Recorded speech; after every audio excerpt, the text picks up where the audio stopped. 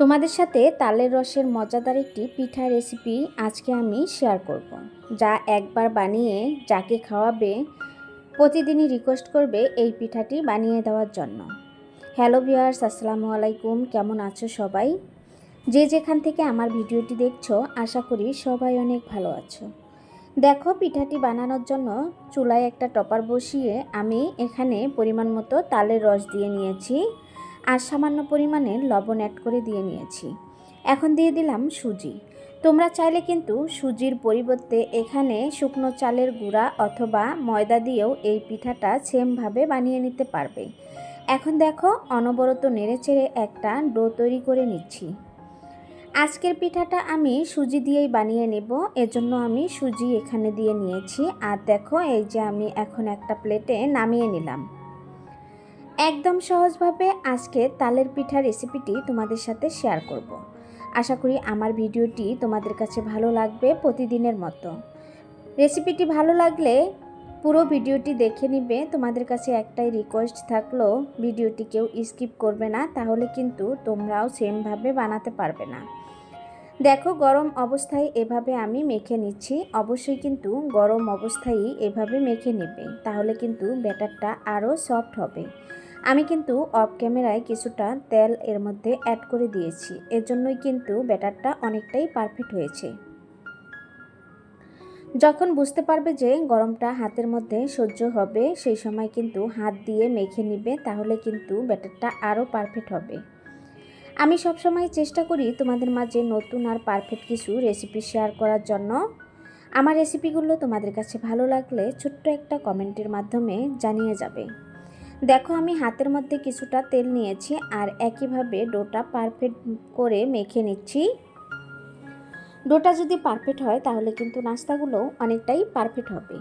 এই যে দেখো, আমি সামান্য পরিমাণের ডো হাতের তালুতে নিয়ে এভাবে রোলের মতো করে নিচ্ছি আর এক এক করে কয়েকটি বানিয়ে নিচ্ছি।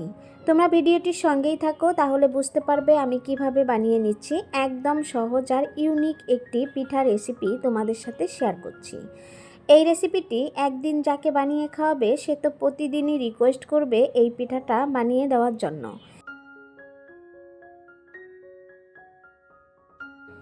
এই পিঠাটি এতটাই মজাদার হয়, আমি তোমাদেরকে বলে বোঝাতে পারবো না।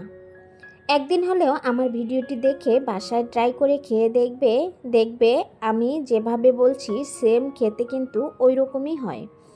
দেখো, আমি সবগুলাই তোমাদের সাথে কথা বলতে বলতে বানিয়ে নিয়েছি আর এখন আমি ডিজাইনটা কিভাবে করে নিচ্ছি সেটাও তোমাদেরকে দেখিয়ে দিচ্ছি। আমরা তো অনেক ধরনের তালের পিঠা খেয়েছি, কিন্তু এরকম কখনো যদি খেয়ে না থাকো তাহলে আজকের ভিডিওটি তোমাদের জন্য। দেখো, তোমাদের সাথে কথা বলতে বলতে একটা ডিজাইন আমি করে নিয়েছি। একদম সহজ। দেখো কতটা সুন্দরভাবে বানিয়ে নেওয়া যায়, তোমাদেরকে কাছ থেকে দেখিয়ে দিচ্ছি কতটা সুন্দর হয়েছে। আর একইভাবে আমি সবগুলো ডিজাইনই করে নিব। এই পিঠাগুলো যখন বানিয়ে ভাজতে যাই তখন কিন্তু ভাজার সময় এত সুন্দর তালের একটা ঘ্রাণ বের হয়, তোমাদেরকে বলে বোঝাতে পারবো না। যারা তাল খেতে পছন্দ করো তারাই একমাত্র বুঝতে পারবে এই ঘ্রাণটা। দেখো, আরেকটা বানিয়ে নিয়েছি আর এক এক করে কয়েকটাই তোমাদেরকে বানিয়ে দেখিয়ে দিচ্ছি তোমাদের বোঝার সুবিধার্থের জন্য। যে যেখান থেকে আমার ভিডিওটি দেখছো সবাইকে অসংখ্য অসংখ্য ধন্যবাদ। যারা এখন পর্যন্ত আমার চ্যানেলটি সাবস্ক্রাইব করোনি, প্লিজ চ্যানেলটি সাবস্ক্রাইব করে দিয়ে পাশে থাকা বেল আইকনটি অন করে রেখে দিবে। আমি যে কোনো সময় যে কোনো নতুন রেসিপি আপলোড করার সাথে সাথে তোমাদের কাছে নোটিফিকেশন চলে যাবে। সময় সুযোগ করে আমার এই সহজ রেসিপিগুলো দেখে নিতে পারবে। আমি সবগুলো বানিয়ে নিয়েছি আর একটা প্লেটে তুলে নিচ্ছি। আমি তোমাদেরকে রিকোয়েস্ট করব, এই রেসিপিটি বানালে অবশ্যই কিন্তু একটু বেশি করে বানিয়ে নেবে, তা না হলে কিন্তু এটা ভাগেই পাবে না, এতটা মজাদার হয়।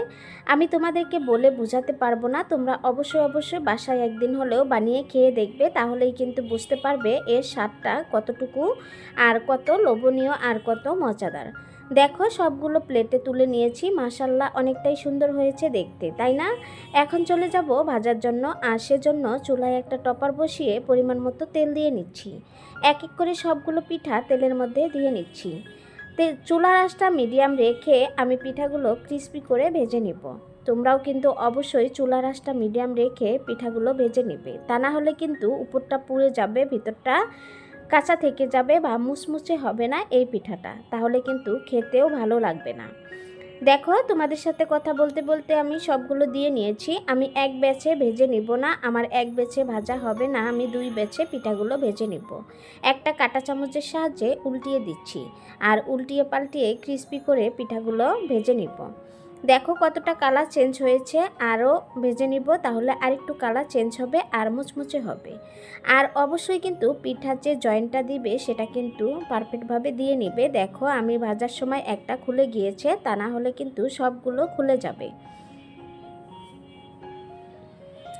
আমার ভিডিও বা ভয়েসে যদি কোনো রকম ভুল হয়ে থাকে ক্ষমা সুন্দর দৃষ্টিতে দেখবে, মানুষ মাত্রই কিন্তু ভুল করে।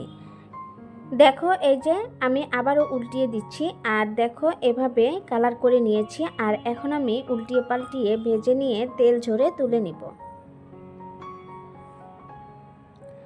তাল দিয়ে তো অনেকেই অনেক ধরনের পিঠা খেয়েছো, এই পিঠাটা যদি কখনো না খেয়ে থাকো তাহলে অবশ্যই বানিয়ে খেয়ে দেখবে, খেতে লাগবে অসাধারণ। এখন তো বাজারে প্রচুর পরিমাণে পাকা তাল পাওয়া যাচ্ছে, তাই আর দেরি না করে ঝটপট করে তোমরাও বানিয়ে ফেলো সুজি আর সামান্য কিছু উপকরণ দিয়ে এই মজাদার তালের পিঠা রেসিপিটি।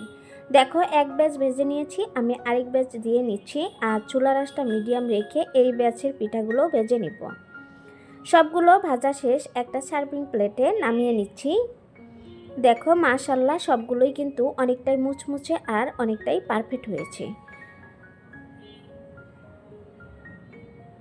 এই পিঠাটা আরও লোভনীয় আর আরও টেস্টি করার জন্য এখন একটি উপকরণ এর মধ্যে অ্যাড করে দিব। তার জন্য আমি চুলায় চলে আসলাম, এখন দিয়ে দিলাম একটা টপারের মধ্যে দিয়ে দিয়েছি পরিমাণ মতো চিনি। তোমরা তো অলরেডি দেখেই বুঝতে পারছো আমি চিনি দিয়ে কি করে নিব। আমি চিনি দিয়ে একটা চিনির শিরা বানিয়ে নিব, আর তার জন্যই কিন্তু চুলায় আমি চিনিটা দিয়ে নিয়েছি। চুলার আঁচটা মিডিয়াম রেখে আমি চিনিটা ভালো করে জাল করে নিচ্ছি। চিনির মধ্যে আমি সামান্য পরিমাণ পানি অ্যাড করে দিয়েছি আর সুন্দর একটা কালারের জন্য দিয়ে নিয়েছি ফুড কালার। তোমরা চাইলে কিন্তু ফুড কালারটা স্কিপ করতে পারো, আমি দেখার সৌন্দর্যের জন্য ফুড কালারটা অ্যাড করে দিয়েছি।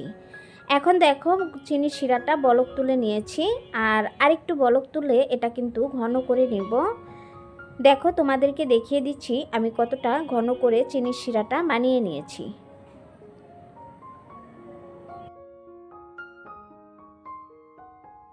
এখন আমি চিনির শিরাটা নামিয়ে নিব আর আমি যে পিঠাগুলো বানিয়ে নিয়েছি তার উপর দিয়ে দিব। তোমরা চাইলে কিন্তু চিনির শিরার পরিমাণটা আরেকটু বাড়িয়ে নিতে পারো, তবে আমি একটু কমিয়েই নিয়েছি, কারণ বেশি মিষ্টি হলে কিন্তু খেতে ভালো লাগবে না, এর জন্য আমি হালকা মিষ্টি দিয়ে শিরাটা দিয়ে নিয়েছি। তোমরা চাইলে চিনির শিরার মধ্যে ডুবিয়েও এই নাস্তাগুলো রেখে দিতে পারো, তারপর তুলে খেতে পারো, এতেও কিন্তু খেতে অসাধারণ লাগবে। আজকের এই সহজ রেসিপিটি তোমাদের কাছে কেমন লেগেছে? রেসিপি ভালো লাগলে ভিডিওটি ফ্রেন্ড এবং ফ্যামিলির সাথে শেয়ার করে দিয়ে তাদেরকেও দেখার সুযোগ করে দেবে। আর এই তালের সিজনে অবশ্যই এই পিঠাটা বানিয়ে একদিন হলেও খেয়ে দেখবে। আমি কথা দিচ্ছি একদিন খেলে কিন্তু প্রতিদিনই তোমাদের খেতে মন চাইবে, এতটাই মজাদার হয়। আজকের মতো এখানেই বিদায় নিচ্ছি, আবারও কথা হবে অন্য কোনো দিন অন্য কোনো ভিডিওতে। সবাই ভালো থাকবে, সুস্থ থাকবে, আল্লাহ হাফেজ।